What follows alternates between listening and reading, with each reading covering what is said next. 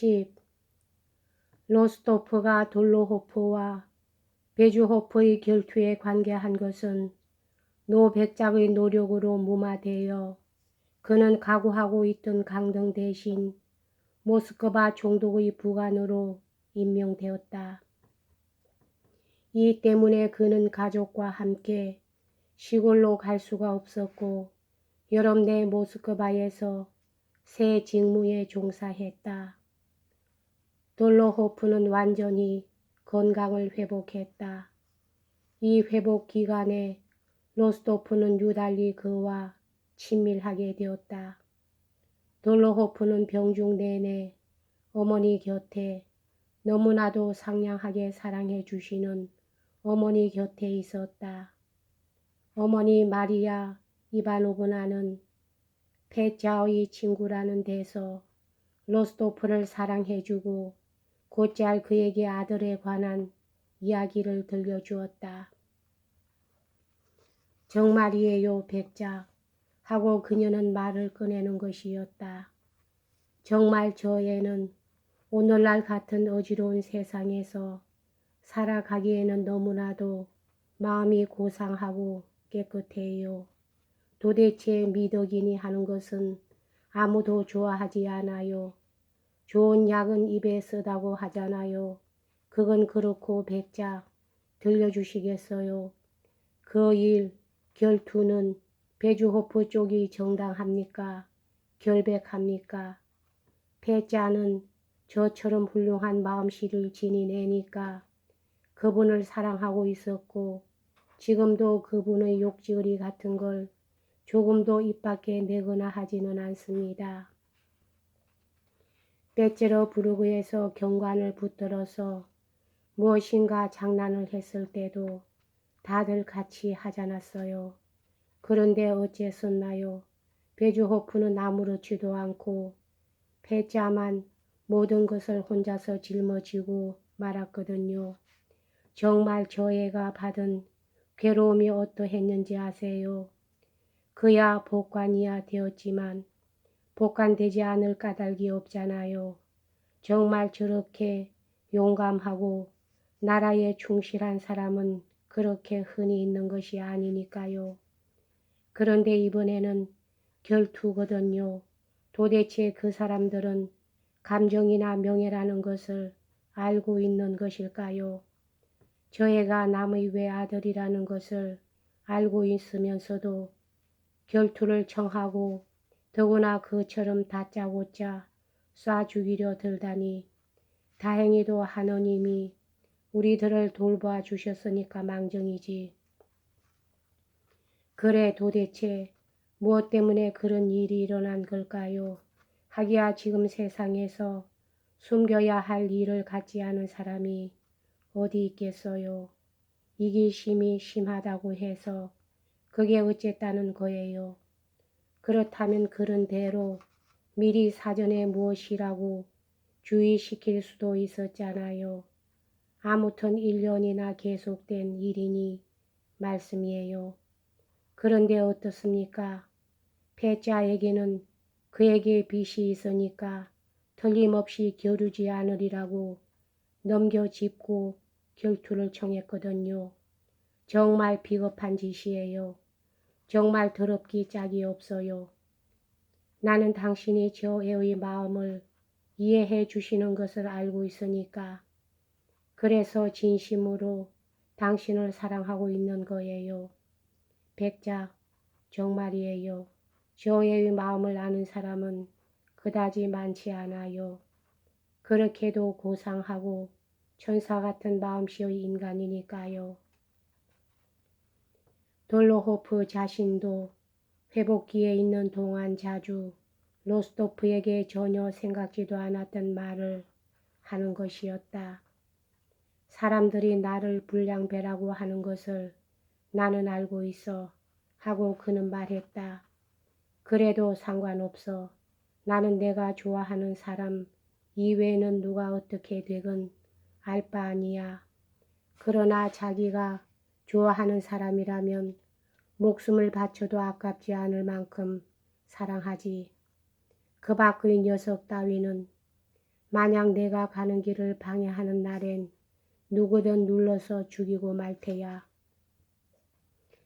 나에게는 저 숭배할 만한 소중하고 소중한 어머니와 두 서너서의 친구가 있어. 자네도 그중 한 사람이야.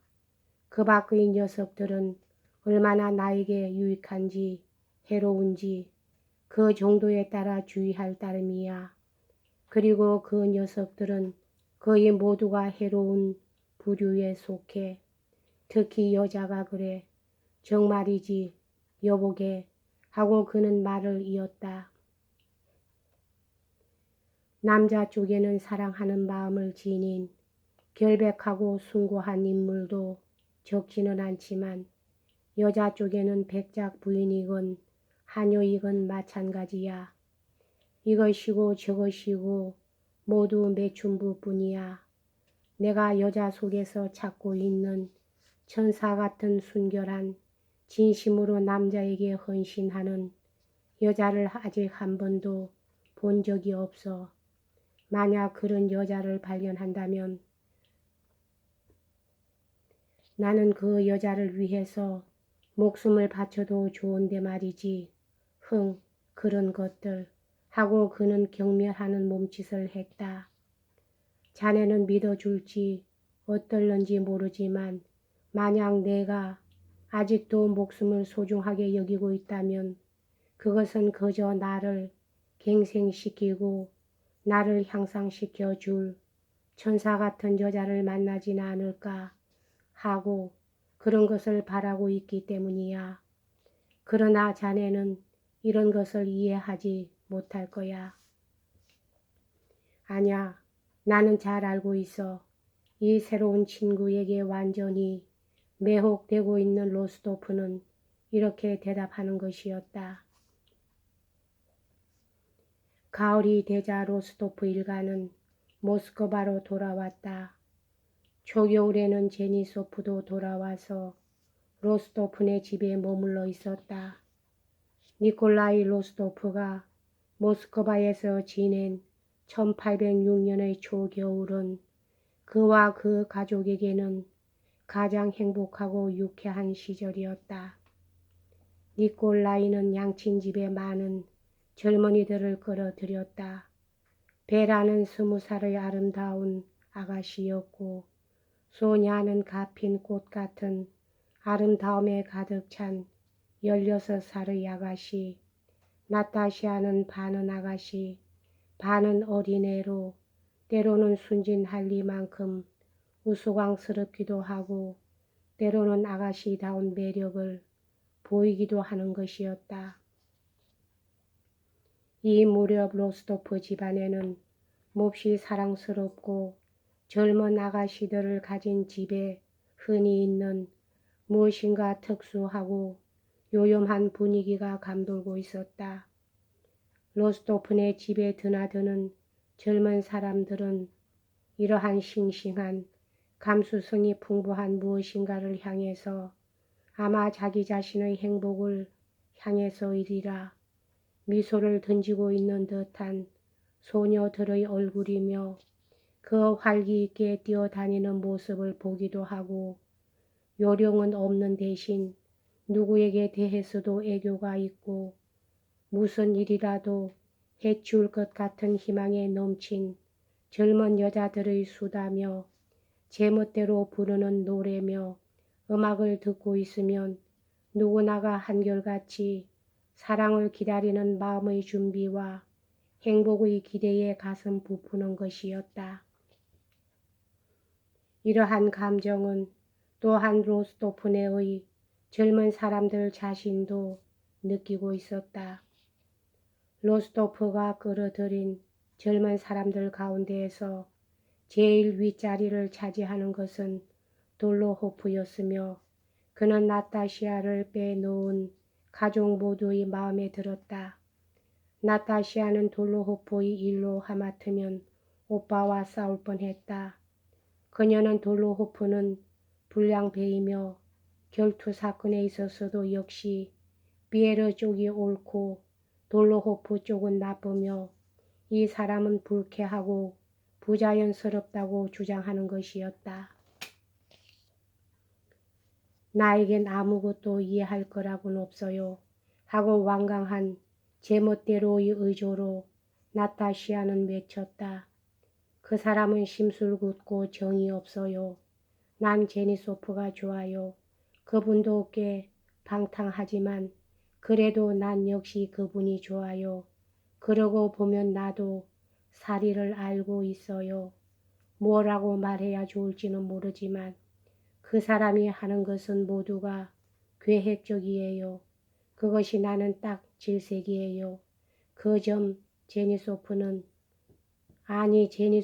이 경우와 별 문제야 하고 니콜라이는 대답했다.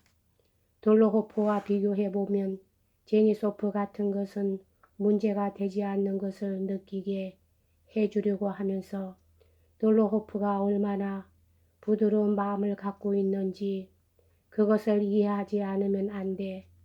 또 그 사람이 어머니와 둘이 있는 것을 보지 않으면 몰라. 참으로 훌륭한 마음씨야. 그런 것은 난 모르겠어요. 그렇지만 난 그 사람하고 같이 있으면 어쩐지 거북스러워요. 그리고 오빠, 그 사람이 소냐를 사랑하고 있는 것을 알고 계세요. 무슨 쓸데없는 소리를. 정말이에요. 이제 알게 될 거예요. 나타시아의 예언은 들어맞았다. 부인들이 모이는 곳을 좋아하지 않았던 돌로호프는 가끔 이 집을 방문하게 되었다.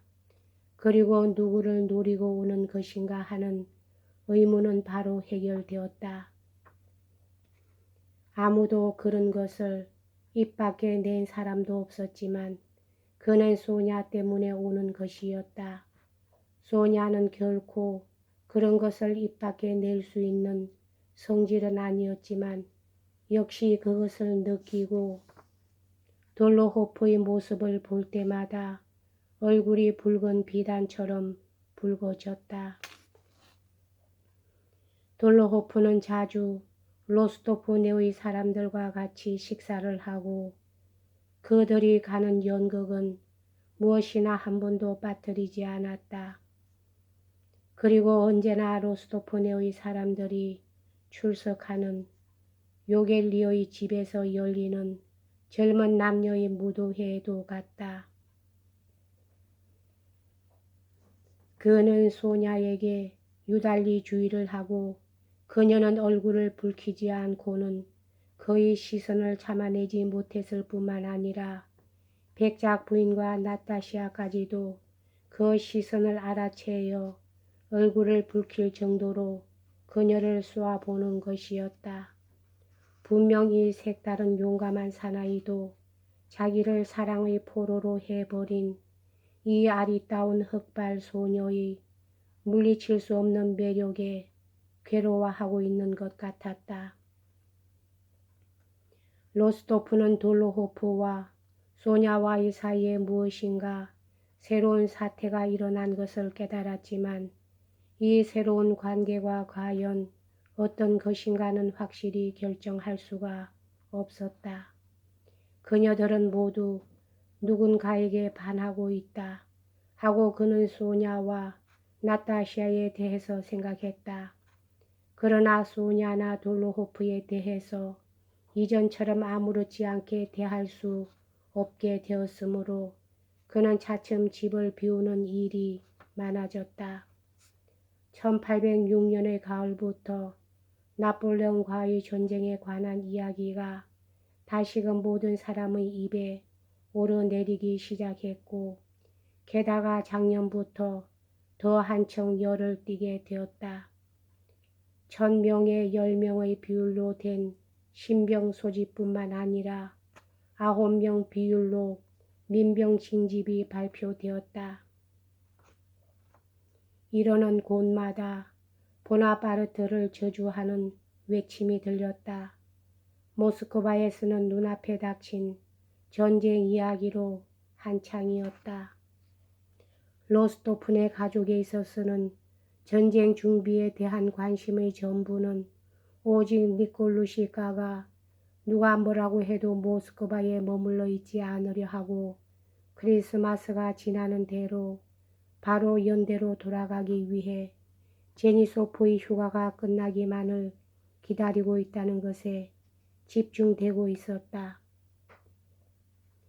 눈앞에 닥친 출발도 거의 즐거운 놀이를 방해하지 않았을 뿐더러 오히려 한층 더 부채질 할 뿐이었다. 그는 하루의 대부분을 만찬회니 무도회니 연회니 하며 집 밖에서 지내고 있었다. 여기까지 하겠습니다.